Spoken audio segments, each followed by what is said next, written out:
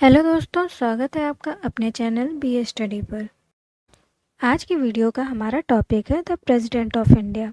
आज की वीडियो में हम जानेंगे कि प्रेसिडेंट कौन होते हैं, प्रेसिडेंट बनने के लिए कौन कौन सी योग्यताएं होनी चाहिए, राष्ट्रपति की चुनाव प्रक्रिया क्या होती है, उनकी पदावधि क्या होती है, उन्हें किस प्रकार से पद से हटाया जा सकता है और लास्ट में हम जानेंगे कि राष्ट्रपति को कौन कौन सी शक्तियाँ प्राप्त हैं।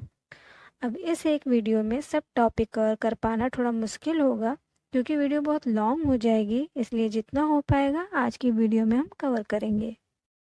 तो चलिए शुरू करते हैं फिर। तो जैसा कि हम जानते हैं, भारत में दो लेवल पर गवर्नमेंट वर्क करती है। पहला सेंट्रल लेवल पर, सेकंड स्टेट लेवल पर। अब सेंट्रल लेवल पर मेनली 3 बॉडीज वर्क करती हैं। पहला लेजिस्लेटिव यानी कि विधायिका, सेकंड एग्जीक्यूटिव यानी कि कार्यपालिका, थर्ड जुडिशरी यानी कि न्यायपालिका। विधायिका का कार्य हमारे देश के लिए नीतियों और कानूनों का निर्माण करना है। विधायिका द्वारा बनाई गई नीतियों को पास करना और उन्हें एग्जीक्यूट करने का काम कार्यपालिका का है। और कार्यपालिका द्वारा बनाए गए कानूनों का यदि कोई उल्लंघन करता है तो उसे दंड देने का कार्य न्यायपालिका का है।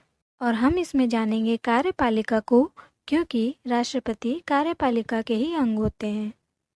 तो जैसा कि हम जानते हैं, भारतीय संविधान 22 भागों में विभाजित है और इनमें से एक भाग है भाग 5 यानी कि पार्ट 5, जिसमें यूनियन एग्जीक्यूटिव यानी कि संघ कार्यपालिका का जिक्र किया गया है। अब संघ कार्यपालिका में कई पद आते हैं, तो चलिए पहले इसे जान लेते हैं कि इसमें कौन कौन से पद आते हैं।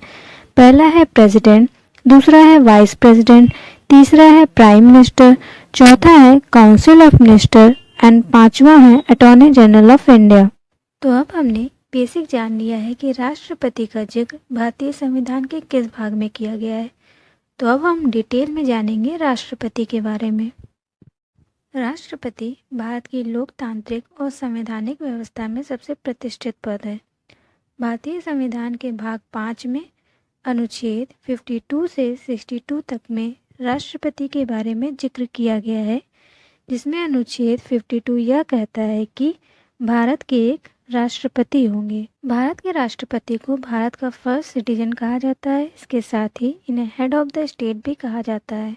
वर्तमान में हमारे देश की राष्ट्रपति हैं द्रौपदी मुर्मू जी, जो हमारे देश की 15वीं राष्ट्रपति हैं। इसके साथ ही वो सेकेंड वुमेन प्रेसिडेंट हैं after Pratibha Devi Singh Patil and first president हैं जिनका जन्म आज़ादी के बाद यानी कि स्वतंत्र भारत में हुआ है।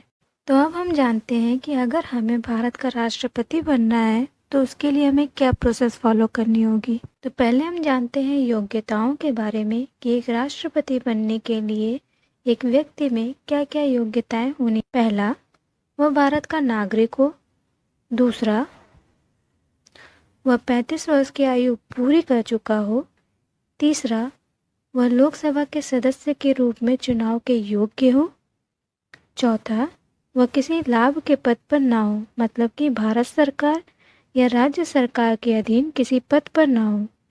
बट यदि कोई व्यक्ति राष्ट्रपति, उपराष्ट्रपति या किसी राज्य का राज्यपाल अथवा संघ या राज्य का मंत्री हो तो उसे अयोग्य नहीं माना जाएगा, वो राष्ट्रपति का चुनाव लड़ सकता है। अब योग्यताओं के बाद हम देख लेते हैं कि राष्ट्रपति की इलेक्शन प्रोसेस क्या होती है। तो अगर मैं आपसे एक सिंपल क्वेश्चन पूछूं कि क्या कभी आपने या आपके पेरेंट्स ने राष्ट्रपति के चुनाव में वोट दिया है, तो शायद आपका आंसर हो नहीं, कभी नहीं।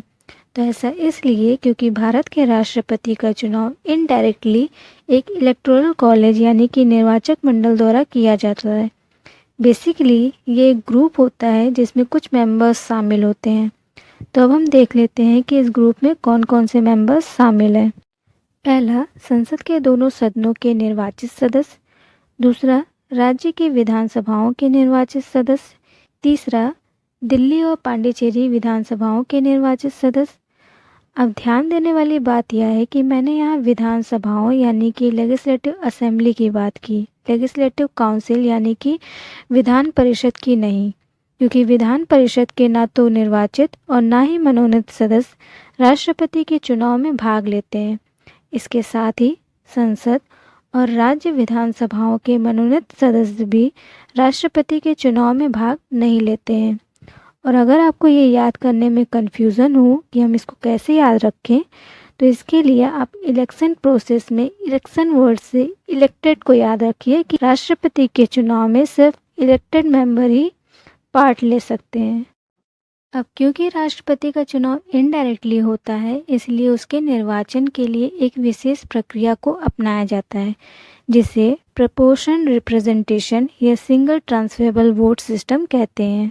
अब चूंकि राष्ट्रपति समस्त देश के प्रधान होते हैं, तो उनका चुनाव इस प्रकार कंडक्ट कराया जाता है कि केंद्र और राज्य दोनों समान रूप से प्रतिनिधित्व कर सकें।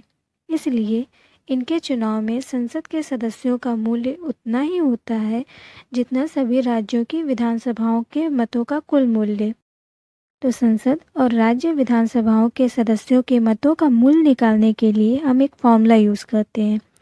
जैसे राज्य विधानसभा के एक सदस्य का मत मूल्य का फॉर्मूला है राज्य की कुल जनसंख्या बटे राज्य विधानसभा के निर्वाचित सदस्यों की संख्या, इसका भाग हम करेंगे 1000 से। और यदि इसी प्रकार हमें संसद के प्रत्येक सदस्यों के मत का मूल्य निकालना हो, तो इसका फॉर्मूला है राज्य की विधानसभाओं के मतों की कुल संख्या बटे संसद के निर्वाचित सदस्यों की कुल संख्या।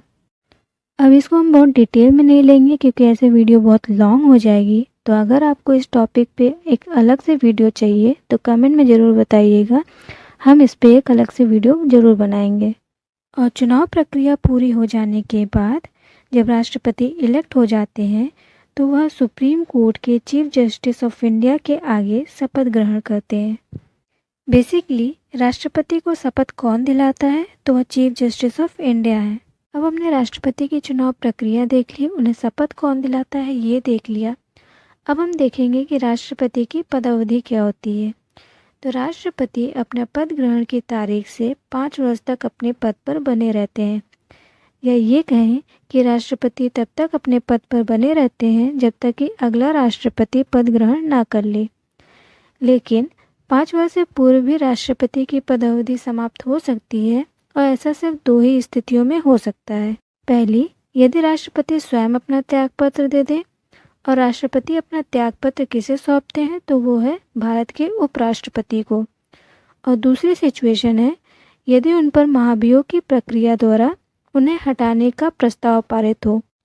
भारतीय संविधान के अनुच्छेद 61 में राष्ट्रपति पर महाभियोग प्रक्रिया का वर्णन किया गया है। राष्ट्रपति पर महाभियोग प्रक्रिया तभी चलाई जा सकती है जब उसने संविधान का उल्लंघन किया हो। महाभियोग प्रस्ताव को संसद के किसी भी सदन में लाया जा सकता है। दोनों सदनों के अगर कुल 2/3 सदस्यों के बहुमत द्वारा महाभियोग प्रस्ताव पास हो जाता है, तो राष्ट्रपति को अपना पद छोड़ना पड़ेगा। और अब तक भारत में किसी भी राष्ट्रपति ने महाभियोग का सामना नहीं किया है। और अब हमारा एक टॉपिक बचता है, वो है राष्ट्रपति की शक्तियाँ, जिसको हम अगले वीडियो में लेंगे। तो अगर आपको मेरी ये वीडियो अच्छी लगी हो तो please like the video, share the video and please subscribe the channel. फिर मिलते हैं एक नए टॉपिक के साथ नेक्स्ट वीडियो में। तब तक के लिए बाय बाय, टेक केयर।